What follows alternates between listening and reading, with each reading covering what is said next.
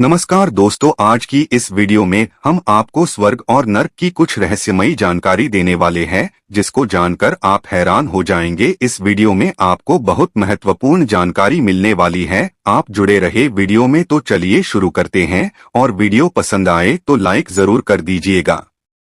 स्वर्ग और नरक, असली हकदार और गति। स्वर्ग और नरक की अवधारणा हिंदू धर्म में मृत्यु के बाद के जीवन का एक महत्वपूर्ण हिस्सा है। कर्मफल के सिद्धांत के अनुसार मनुष्य अपने जीवन में किए गए कर्मों के आधार पर मृत्यु के बाद स्वर्ग या नरक जाता है। स्वर्ग को सुख और आनंद का स्थान माना जाता है, जहां व्यक्ति दिव्य सुखों का अनुभव करता है। नरक को दुख और पीड़ा का स्थान माना जाता है, जहां व्यक्ति अपने पापों का भुगतान करता है। कौन होता है स्वर्ग का असली हकदार?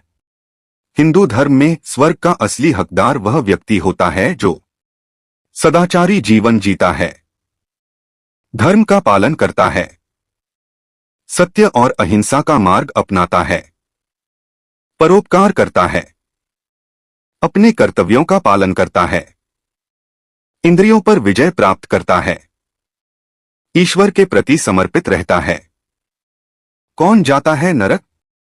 हिंदू धर्म में नरक जाता है वह व्यक्ति जो पापाचार करता है, अधर्म का मार्ग अपनाता है, हिंसा करता है, अन्याय करता है, झूठ बोलता है, चोरी करता है, कामुकता में लिप्त रहता है, ईश्वर का विरोध करता है। यह ध्यान रखना महत्वपूर्ण है कि स्वर्ग और नरक केवल भौतिक स्थान नहीं हैं, बल्कि कर्मों के परिणाम हैं।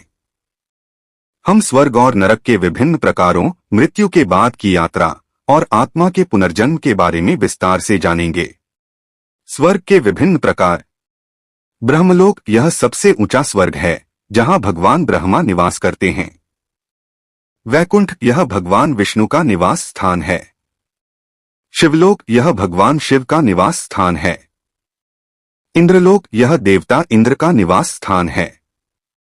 स्वर्गलोक, यह विभिन्न प्रकार के सुखों से युक्त स्वर्ग है। नरक के विभिन्न प्रकार। तमालोक, यह सबसे गहरा नरक है, जहां सबसे घोर पापियों को सजा दी जाती है। रसातल, यह अंधेरे और पीड़ा का नरक है। सुताल, यह रक्त और मवाद से भरा नरक है। महातल, यह भूख और प्यास का नरक है। पातल, यह भूत प्रेतों का निवास स्थान है। मृत्यु के बाद की यात्रा। मृत्यु के बाद आत्मा यमलोक जाती है, जहां यमराज उसके कर्मों का हिसाब करते हैं।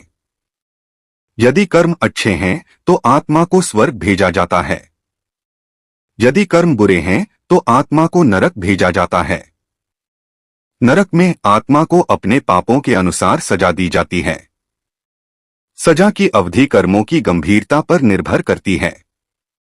जब सजा पूरी हो जाती है तो आत्मा पुनर्जन्म लेती है। पुनर्जन्म। पुनर्जन्म का अर्थ है आत्मा का एक शरीर से दूसरे शरीर में जन्म लेना। नया जन्म पिछले जन्म के कर्मों पर निर्भर करता है। अच्छे कर्म अच्छे जन्म की ओर ले जाते हैं, जबकि बुरे कर्म बुरे जन्म की ओर ले जाते हैं। आत्मा तब तक जन्म लेती रहती है जब तक वह मोक्ष प्राप्त नहीं कर लेती। मोक्ष का अर्थ है जन्म मृत्यु चक्र से मुक्ति। मोक्ष प्राप्त करने के लिए आत्मा को सभी बंधनों से मुक्त होना चाहिए और आत्म साक्षात्कार करना चाहिए। यह ध्यान रखना महत्वपूर्ण है कि स्वर्ग, नरक और पुनर्जन्म हिंदू धर्म में जटिल अवधारणाएं हैं। इन अवधारणाओं की व्याख्या विभिन्न ग्रंथों और संप्रदायों में भिन्न हो सकती है। हालांकि ये अवधारणाएं कर्म, नैतिकता और आध्यात्मिक विकास के महत्व पर जोर देती हैं। आशा करते हैं आपको ये जानकारी पसंद आई होगी। यदि आप ऐसे ही जानकारी पाना चाहते हैं तो अभी हमारे चैनल को सब्सक्राइब कर लीजिए और वीडियो को लाइक, शेयर और कमेंट जरूर करें।